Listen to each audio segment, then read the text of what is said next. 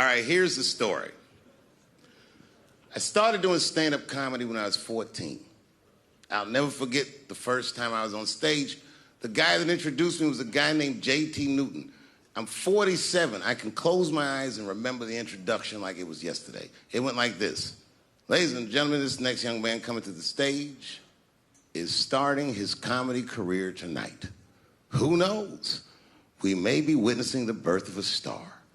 Please welcome David Chappelle.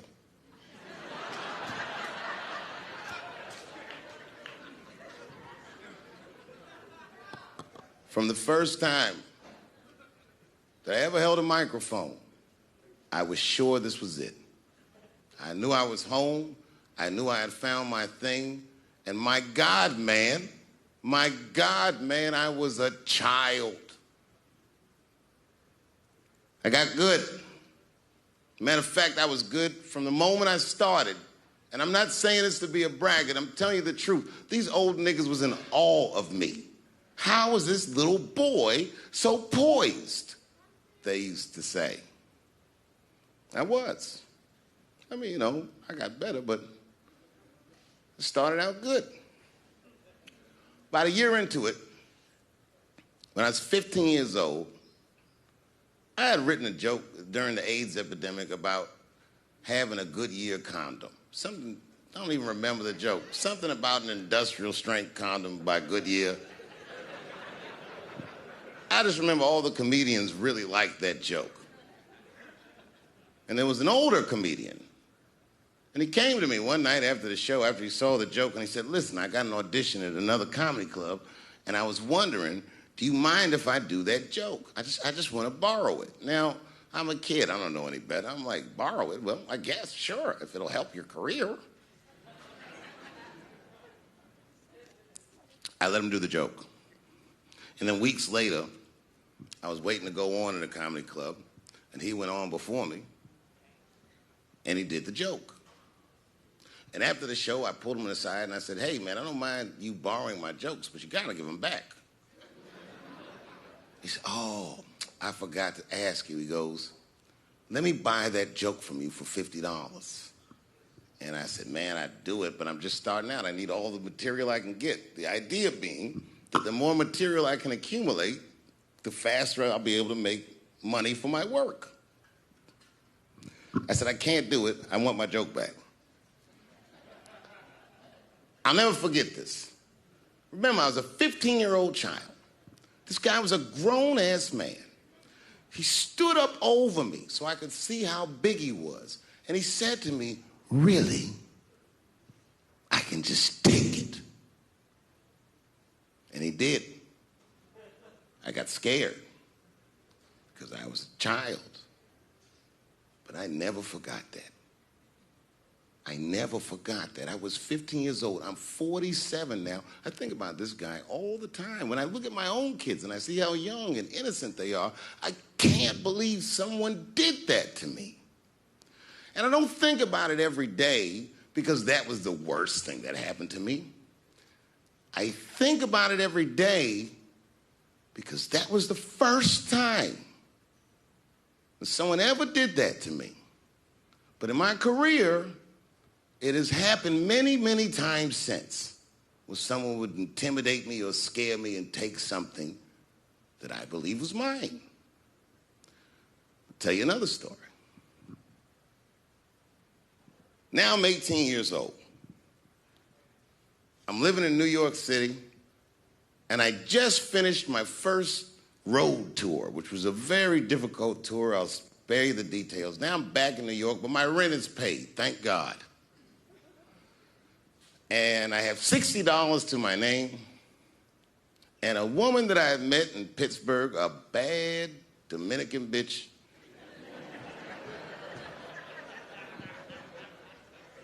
was coming to New York. She was going to spend the weekend with me. I couldn't wait for her to get there. She was coming that evening. But remember, I only had $60 for a whole weekend to entertain a bad bitch. Now I'm walking through Greenwich Village, and I see something I've never seen before. 3-card Monte. You know what that is?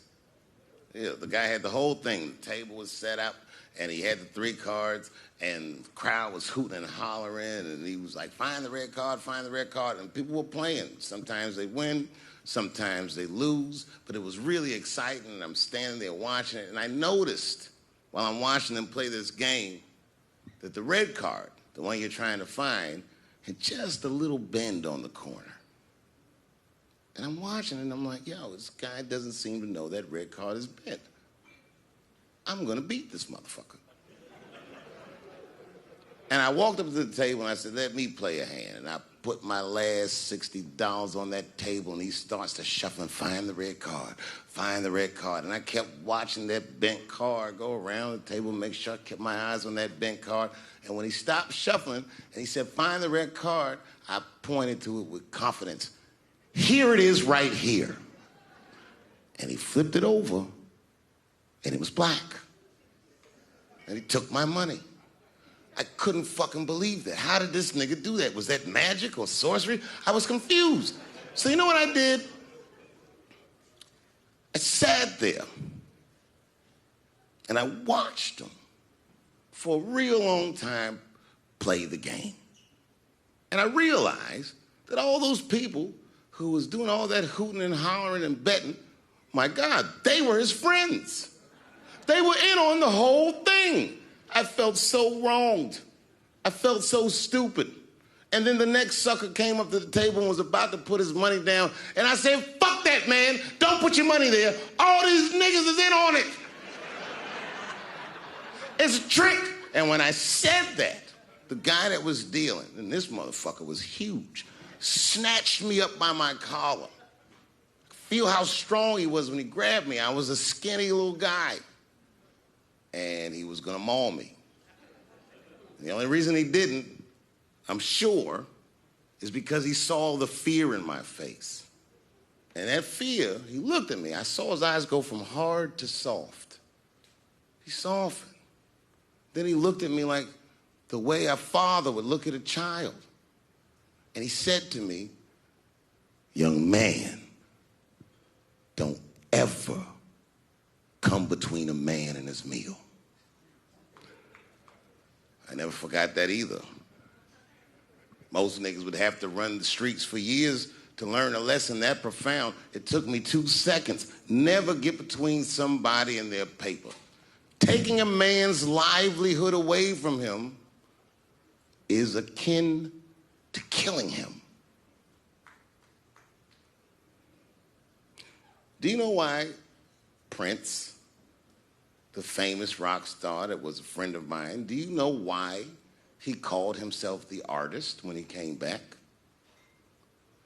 He calls himself the artist because that's what they call us in our contracts.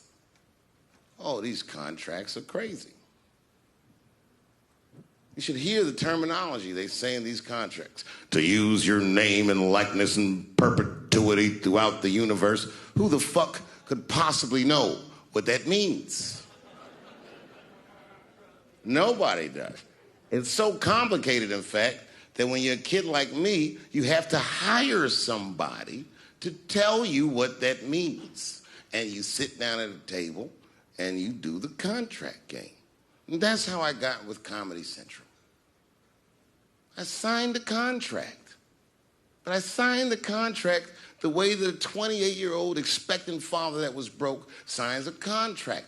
I was desperate. I needed a way out. And it wasn't good money and it wasn't good circumstances. But what else am I going to do, I said. And all these white people sitting at that table told me, trust us, Dave, it's a good contract. And I looked around the table and they all seemed to agree it was a good contract. But what if it was like that game of 3-Card Monte? What if they were all friends and I didn't know it?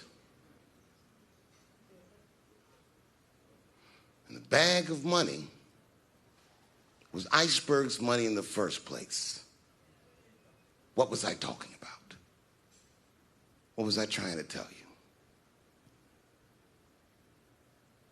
Last week, 2 weeks ago, whenever it was, I called Lauren Michaels And I tell them, okay, I'll do it. I'll do Saturday Night Live on election night.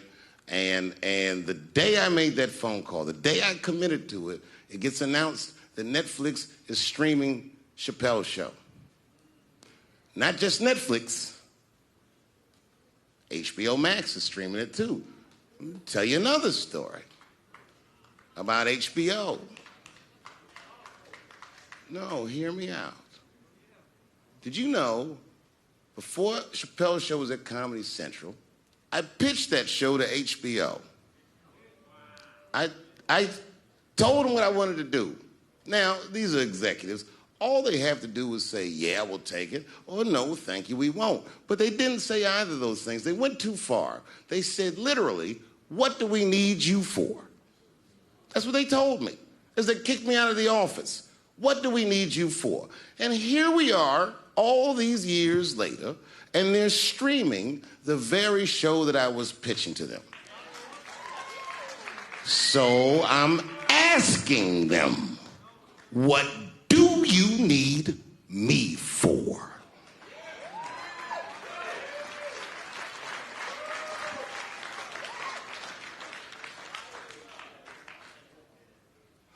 People think I made a lot of money for Chappelle's show. When I left that show, I never got paid. They didn't have to pay me because I signed the contract. But is that right? I found out that these people were streaming my work, and they never had to ask me, or they never had to tell me. Perfectly legal because I signed the contract. But is that right? I didn't think so either. That's why I like working for Netflix. I like working for Netflix because when all those bad things happened to me, that company didn't even exist.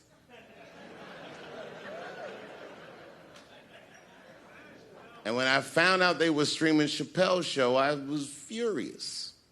How could they not know? So you know what I did? I called them and I told them that this makes me feel bad. And do you want to know what they did? They agreed that they would take it off their platform just so I could feel better. That's why I fuck with Netflix, because they paid me my money, they do what they say they're gonna do, and they went above and beyond what you could expect from a businessman. They did something just because they thought that I might think that they were wrong. And I do. I think if you are fucking streaming that show, you're fencing stolen goods. They stole that from me. They just took it. And I'm not up here trying to tell you guys that I believe that Comedy Central gave me a raw deal just because I'm black. I believe that they gave me a raw deal because this fucking industry is a monster. It's the same monster that these Me Too bitches was trying to tell you about. But they hate the monster for how it fucks. And I hate that monster for how it eats. But my God, man, it's the same monster. When I quit the show, all my friends would say, well, fuck them, Dave. Why don't you just do Chappelle's show at another network? Yeah. And why doesn't a slave run from one plantation to another plantation because the master over there might be nicer? My God, man, I was trapped. You know what? Tell you the truth. I've even thought about coming back and doing another Chappelle show. Well, but if I do, I can't call it Chappelle's show because my name and likeness is being used by them in perpetuity throughout the universe. It's in the contract.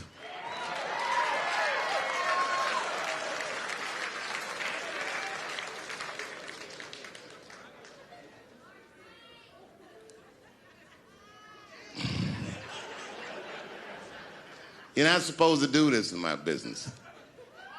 I'm up here doing something that nobody else in this business has the balls to do. I'm telling you something that you need to know. I'm trying to explain to you what you're seeing. You don't understand what you're seeing.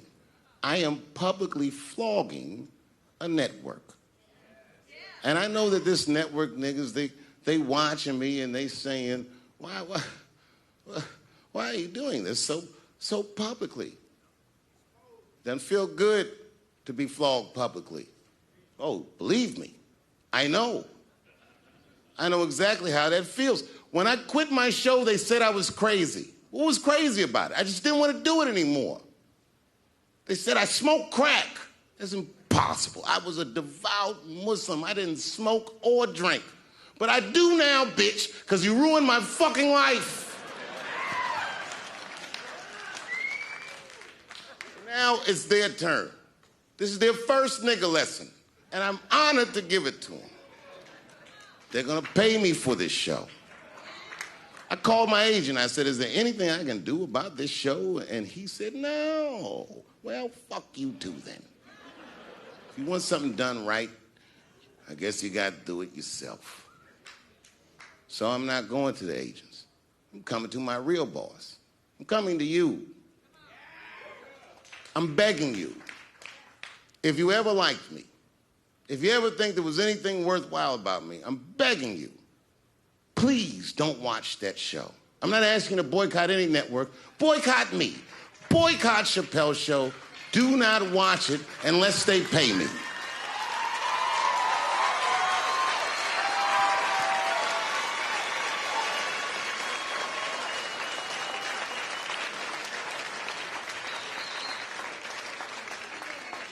If you're a shareholder at Viacom, then I'm talking to you. Because all that shit that they do to us, well, they do everything for their shareholders. That's what they told me. So if you're a shareholder in that company, tell them it's wrong. And if you don't believe that it's wrong, then fuck you too. You should know what's in the hot dogs you eat. Now, there's probably a bunch of people at Comedy Central and Viacom and all these places that have no idea what I'm talking about. They've all either quit or been fired or got Me Too'd or something. Them niggas is gone. And there's a whole bunch of new young people there, and they're probably looking like, what is he talking about? They may not actually know what the fuck happened to me. So I'll tell you what I'm talking about. Go downstairs to your accounting department, open the books, see what that show made, and look at what you paid me. That's exactly what I'm talking about. You're going to pay me. I am inviting you to come with me and work with me. And let's fight against that terrible, terrible feeling that you made me feel together. We can fight together and work this thing with Chappelle's show out. Or I can just take it. Thank you.